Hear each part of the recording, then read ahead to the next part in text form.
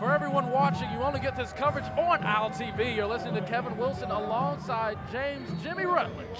You're watching the FAU Fighting Owls hosting the FIU Golden Panthers. And no, this is not the opening tip-off. This is overtime, 82-82 in the first round of the Sun Belt Conference Basketball Championship Tournament, starting right here in Boca Raton, Florida, at the Borough. You know, could be starting right here also is the legend of Sean Alarcon. If he can come in and fill in for Brent Cruz, who fouled out. Defensive stopper is Sean Alarcon. And he can shoot the three. If he can come in and play good, this will be something that'll build his legend at FAU.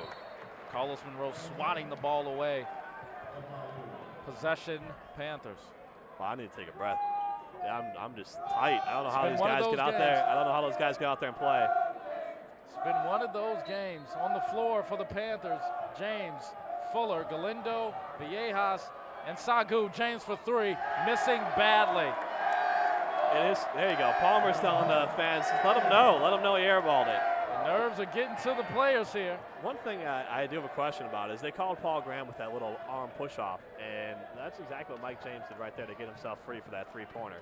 I do hope, you know, I just want a good game.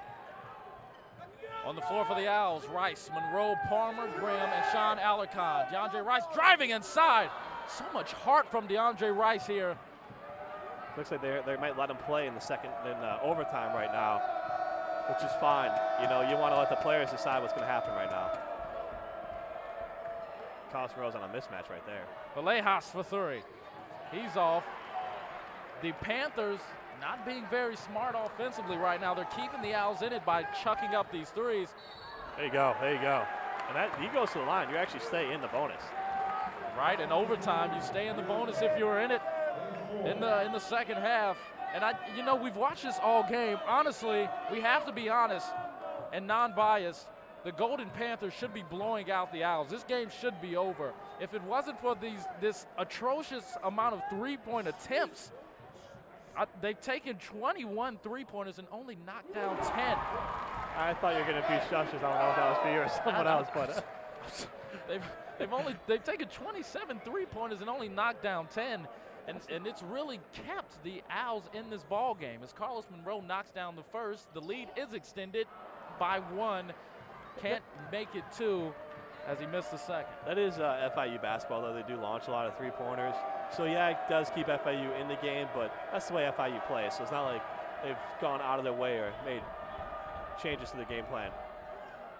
Chris Fuller off on the shot, and Carlos Monroe pulls down his 13th rebound. What the Owls do need to do is continue this defense. FIU's tight. You know, you don't want to go into overtime. This is why teams always go for two in football instead of going to overtime. You don't want to go to overtime when you're away.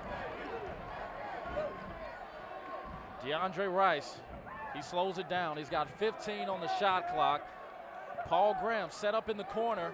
Carlos Monroe will try to woo someone out there. Paul Graham is open. Sean Alarcon, he'll shoot it with 6 left. He's off. Look at the air on Paul Graham. Still didn't get it. Sagu will bring it down.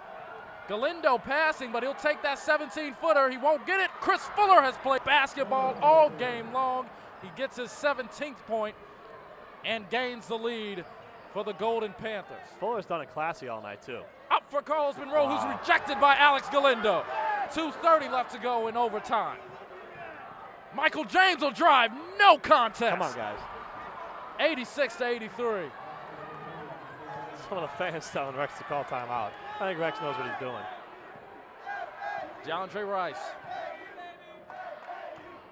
He'll drive. He's not passing it. He throws it up, gets his own rebound. He makes it easier for himself. 85-86, and we're closing in on 2 minutes here in overtime, dare I say, number one. Chris Fuller. Is it Chris Fuller? Chris Fuller. He's impressed me. He comes out there, he plays hard. He's kept his head above everything that's been going on in the game, and he's playing great. He's got 15 points, 6 rebounds, but 4 fouls, so he has to be careful. Galindo from NBA range. Sagu skies over 2 and gets a rebound, gets another offensive rebound. Come on, guys.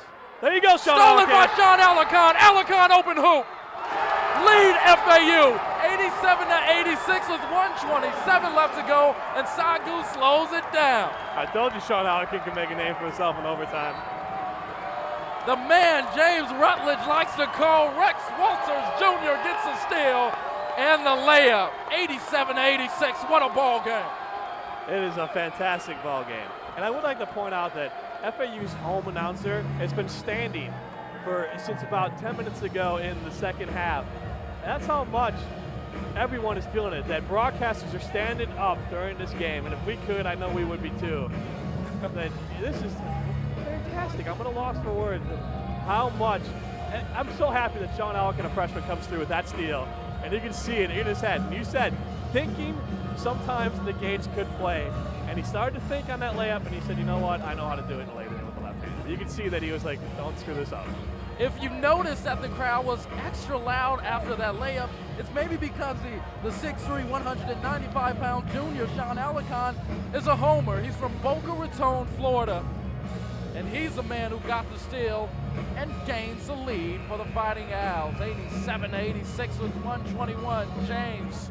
Oh, he's a junior, right? He transferred from a community college around here. You know, all this guy, I consider him freshman because it's their first league and first year in Division I basketball. But I guess class-wise, he's a junior. But basketball-wise, junior college basketball doesn't come anywhere close to what this is.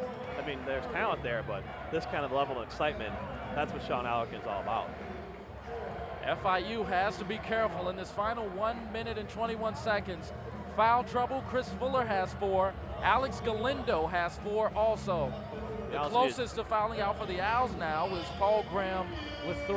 The Owls need to take the ball to Fuller and Galindo on offense. There you see Michael James doing his trademark, trailing after the ball before recovering it. 1:15 left to go. Stolen by Alkin. DeAndre Rice. Telling you, man, Sean Alkin is a defensive baller. We're closing in on a minute as Paul Graham eyes the clock. Too early, Carlos. Carlos Monroe inside. Can't get the glass to go, and Michael James will push it. He's got Galindo and Villejas. He'll pass it inside to Villejas. Alkin wanted the charge and didn't get it. Good defense by Alkin. You know, the best that's going to happen right there is a charge. DeAndre Rice with 45 seconds. Man, Carlos Monroe wishes that layup went. The dancers aren't even dancing. They're biting their nails. DeAndre Rice for 3.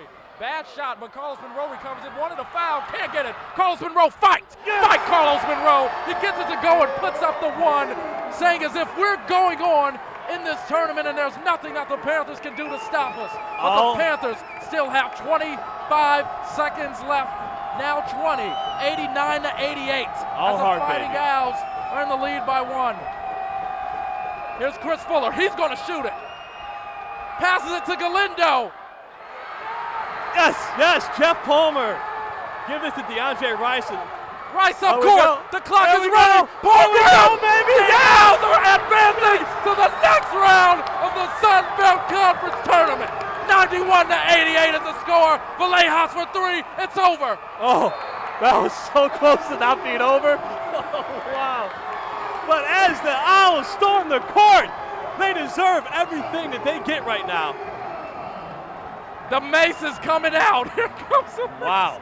Oh, a hard push by one of the security guards. Oh, he's about to get body slammed, buddy. You better move. Wow. DeAndre Rice getting love from offensive lineman Nello Falk. We've got defensive lineman Joshua Jenkins on the court. Whew. I almost saw a girl just get rocked by